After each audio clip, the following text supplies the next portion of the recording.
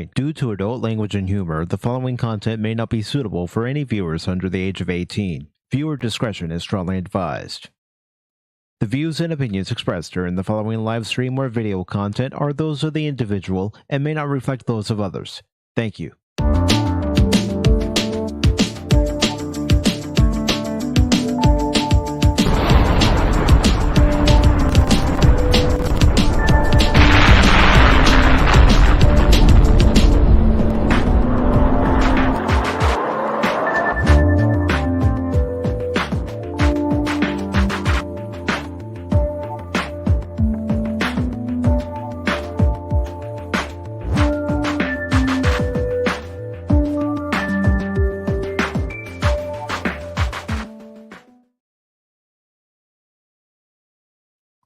Good evening and welcome, one and all, to PACIFIC414 Pop Talk. I am your host, Mike. In this episode, I will be giving my spoiler review of the third episode of The Last of Us, Long Time. And at the end, I will explain why the episode was called Long Time. Now, as you all know, I have watched the first two episodes and I have given the first two episodes a 6.5 out of 10. If I do it out of 5 stars, then it's a 3 out of 5 as far as I'm concerned. Now, with this episode, it opens up on a riverbank 10 miles outside of Boston, and we end up seeing Joel on the edge of the riverbank, and he's piling up rocks. He's thinking about Ellie, and again, spoilers.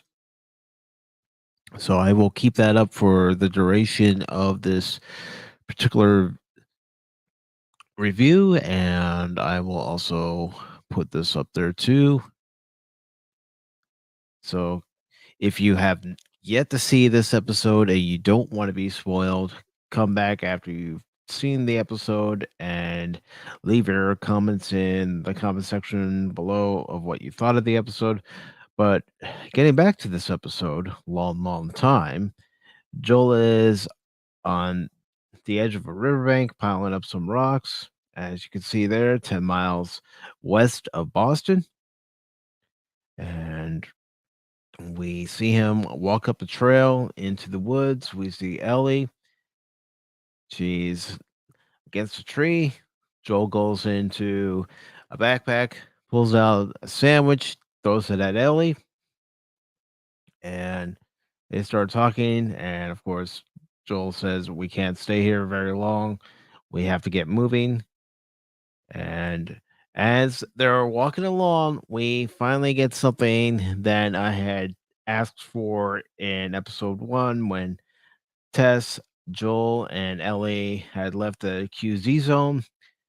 And that information was a little bit of backstory of what exactly happened after the events that we saw on September 26, 2003, as far as this show is concerned. So we find out more information about how this fungus was able to spread. And Joel mentions that it was in the flour, that it was also in, pancake mix, anything that it could thrive in. And as they're walking along, they come across the wreckage of an aircraft. And they also are on their way to this old gas station where Joel has hidden some weapons. Upon entering the gas station, Joel starts looking around for his weapon stash, and Ellie sees a Mortal Kombat 2 arcade cabinet and starts talking about one of her friends who supposedly knows everything there is to know about Mortal Kombat 2, especially the character Melina. So Joel is still looking around for his weapon cache, and Ellie is in the office building where she sees an underground bunker. She ends up going down into that bunker, and excuse me, When she gets there, sees a lone box of medicine sitting on a shelf.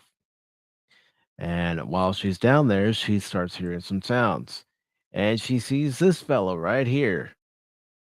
Well, she examines this fellow right here and then takes out her switchblade pocket knife and proceeds to cut him right here on the forehead. And she ends up killing him. And of course, she's examining this fungi zombie, as I like to call him. And as I said, she ends up killing him. Joel starts calling for Ellie, and Ellie ends up coming up from the bunker as Joel puts away the rifle that he's been carrying with him since he, Tess, and Ellie left the QZ, and says there's not enough ammo for this rifle, so we don't need it. And of course, we come upon the wreckage of an aircraft. And amongst this wreckage, you end up seeing later on as Joel and Ellie are walking on this trail the remains of people who, according to Joel, were never infected. And then we have a little bit of a backstory here where we meet this character named Bill. And at this time in 2003, everybody's being evacuated. This is a hazardous zone. And Bill is surveying everything from his bunker at his home. Now, his bunker is loaded with all sorts of weapons. And Bill ends up going outside, looking around, noticing that there is nobody around. So he hitches up his boat trailer into his truck and starts going around town getting gas and getting propane, getting himself some supplies. He even goes into a hardware store and grabs more supplies before the power is cut off. And you see there, Bill is at this generator. Well, as his day is going on, he has also set up various traps and he is also taking care of himself by planting a garden with various vegetables. There you saw in his shed, he had some remains of a cattle, and he also goes through the rest of the town, taking whatever he needs until his security system that he set up is triggered. And in this hole, we end up meeting Frank. Frank says that he comes from Baltimore and he was once traveling with a group and now he is the only one left. So what Bill ends up doing is he ends up getting an extension ladder, puts it down into the pit, and then he gets one of the scanners and he scans Frank to see if Frank is infected. And of course, there you see he's pointing his gun at Frank because he doesn't want Frank to move. So once Frank tests negative for the virus, Bill decides, okay, you can come in, you can stay, you can get a meal, you can get a hot shower. And there we find out some information about Frank as Frank is looking around Bill's home. And that's when Bill ends up bringing their dinner for the evening. Of course, at this point, Bill does not trust Frank. He has been on his own for quite some time, as at this point in the story, it's taking place in 2007. And just to make a note, in case I forget to later, the years that this episode takes place in are 2003, 2007, 2013, and 2023. So they have a conversation, and we find a little bit more backstory about both of them. And Bill, he just doesn't trust anyone. And of course, Frank is looking around his place and saying, Got a nice place here. Got a real nice place." And he notices a 1940s piano. And he ends up taking one of the piano books out, and it's Linda Ronstadt. And of course, he starts playing one of her songs. I'm not going to tell you which song yet. And they start, you know, listening to Frank playing the song. Bill stops him, says, "No, not that song." And Frank stops. Of course, Frank says, "I'm going to need a place to stay. I got nowhere to go." And it's very difficult for Bill to even decide to let Frank stay. But eventually, l- long story short, he does end up letting Frank stay. They end up staying together in bed, as you see here. And long story short, I know I say that a lot of my reviews, but long story short, they end up having a life together.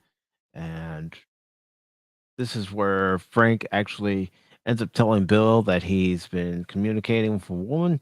It's not just any woman. She died in last week's episode. She, that woman, yes, I've already given it away. As you see, Joel, well, there's also Tess. Let me get back a little bit. Yeah, Bill doesn't trust anybody. As you can tell, let me try to.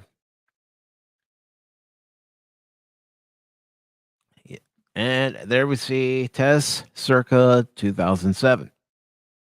And she and Joel are making acquaintance with both Frank and Bill, and they're having a nice meal outside. And one thing we do learn about Bill is he's self sufficient. And this is where Bill and Joel have a discussion. Bill doesn't trust Joel. He doesn't trust Tess, but he trusts that Joel can be trusted, if that makes any sense. I know. And this is where Frank and Tess are saying they should come up with some code words. This way, Bill doesn't come on to them when they're radioing each other. So they do come up with some code words. And of course, one of the things you notice here is Bill has built his own fence and it's electrified. That comes in later. As Joel and Tess do tell Bill and Frank that one of these days, Fedra is going to find them and they're going to try to relocate them. And we have a scene, first scene in 2013, where both Frank and Bill are on a jog. And of course, Frank says, "Keep going. I got a surprise for you." Well, that surprise is Frank has planted some fresh strawberries. He traded a few guns to Tess and Joel to get some seeds. And of course, they have a moment eating the fresh strawberries. And then they embrace. And we get to the evening where Fedra shows up and they trigger Bill's alarm. Bill is awakened by his booby traps going off, flamethrowers, torches, gunfire, guys getting burned. And of course, Bill is out there. He's firing his rifle. Frank hears all the commotion, steps outside. He ends up distracting Bill, and Bill gets shot. Frank takes Bill and brings him back into the house. And where Frank got shot was near the left abdomen.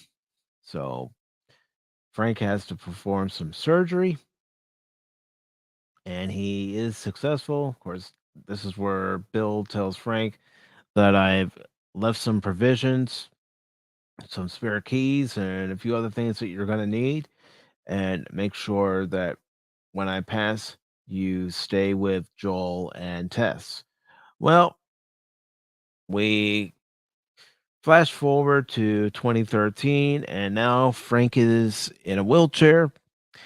It's never said what he has, and if it was, I missed it. But I'm guessing he either has Parkinson's or possibly Lou Gehrig's disease by this point because he's wheelchair bound. And he's also an avid painter, as he's doing a painting right here. And of course, both he and Bill are getting up there in their years, but they are still at the old homestead. And they have some medicine that they were able to get. And Bill is helping Frank cut his food since, like I said, Frank either has Parkinson's or possibly Lou Gehrig's disease, and that's why he is unable to ha- have any motor functions. And of course, they are talking, and you know they they mention how they love each other, how they're going to take care of each other. Well, the next morning, Bill wakes up and he sees that Frank has moved himself into his wheelchair, and Frank says that he's exhausted. It took him all night to do that. Of course, Bill's not too happy. And then we have a scene in the living room where Frank tells Bill, I want you to assist me in my death. I want you to pour me a glass of wine, take the pills, crush them, pour crushed pills from the bag into the wine, and let me die in your arms. Of course, Bill's not ready to do that. Bill doesn't want to let him go. He says, before you came, I was perfectly happy living on my own. Now that you're here, I can't imagine living without you. So they hold hands, they share a tender moment, and Bill does promise to do it. There you see, Bill's upset. And then we go to the next day where one of the things they end up doing is they end up getting married. And of course, you see Bill place a ring on Frank's ring finger, and they end up going home. They end up sharing their final meal together because we learned during this scene as they're enjoying a final meal together that not only did Bill put, you know, the pills into the wine for Frank, but he also put enough into the wine bottle so that they both can pass. And they end up going back into their bedroom as Bill wheels Frank into the bedroom. And then we finally see current day Joel and Ellie. They're walking toward the fence. They end up going into the fence because Joel knows the code. They go into the house. Joel starts calling for Bill and Frank with no answer. They start looking around the house. You see the remains of the food. It's been there for quite some time, especially with the amount of dust that's on the dining room table. And as they're looking around, Ellie finds a key, and this key is on top of an envelope. And inside this envelope is a letter written by Bill. And that letter, the gist of it was take whatever you need. You can have whatever you need. And here's the keys to my truck to get where you need to go. And of course, one of the things that basically upsets Joel is the mention of Tess in the letter. Now, remember last week, Tess died. This week, we're 1 week removed as far as the episodes are concerned of Tess dying. So Joel tells Ellie, don't ever mention Tess' name again. And after she's done reading the letter, Joel goes into the garage, turns on the garage lights, uncovers what used to be Bill's truck, and he opens the hood of the truck and notices that there's not a battery. Then he looks into the refrigerator and sees that Bill left some supplies to make a makeshift battery. So, after Joel and Ellie have a talk, they both decide since there's hot water, they are going to clean up, take a shower before they leave with any and all supplies that they can carry. Of course, they go down to the bunker, they see all the books and a flag. Yes, it's a don't tread on me flag, but all the guns, the rifles, the handguns, and everything that Bill had in his arsenal.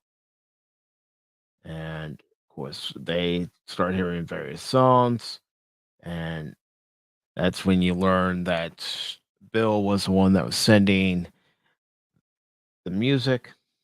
And of course, this is Joel looking at the battery charger, and he says the battery still has another hour to charge before they can go anywhere. So Ellie starts snooping around. She looks into a desk and she picks up a handgun. And one of the things she keeps asking Joel during the episode is, can she carry a gun? Because Joel has a handgun and she feels that she needs to carry a gun to protect herself as well. And Joel says no, but now Ellie does have a handgun. And Joel and Ellie end up getting into the truck and leaving. And Ellie goes into the glove compartment where there's a cassette tape. Remember those, folks? And she puts the cassette tape into the tape deck. And on that tape deck is A Long, Long Time by Linda Ronstadt, which was also the song that Frank was playing on the piano. And of course, Joel says, this is Linda Ronstadt. She was a great performer. And that's how the episode ends. They leave, they go out the gate with the remote, and they head on their way to Wyoming. So that's what happened in the episode. Now, as far as what I thought of the episode, I didn't think it was too bad. I actually ended up liking it a little bit better than the last two episodes. That's not saying much, I know, but this episode actually was a little better because you actually got some backstory. You actually found out a little bit of information as far as what happened after that Friday on September 26th back in 2003 as far as the Last of Us universe is concerned. And you also find out that how quickly the food supply started running out. And I actually like that. And of course, seeing that there were some people like Bill, for example, who were on their own and self sufficient. They were taking care of themselves without anybody. And then it gets complicated when Frank shows up and the adjustment that Bill has to make now that there's another person.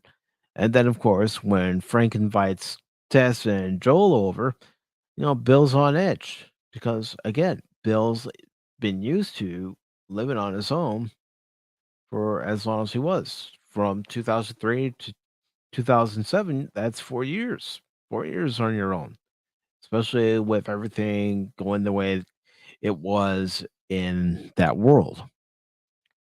So this episode had some nice character growth as far as Joel was concerned, and you learned a little about Tess, but No, not too much, but it was nice to actually see, you know, different things that I really wanted to see in the first episode instead of, Ellie when they first got out of the QZ, you know, saying, "Fuck, we're outside."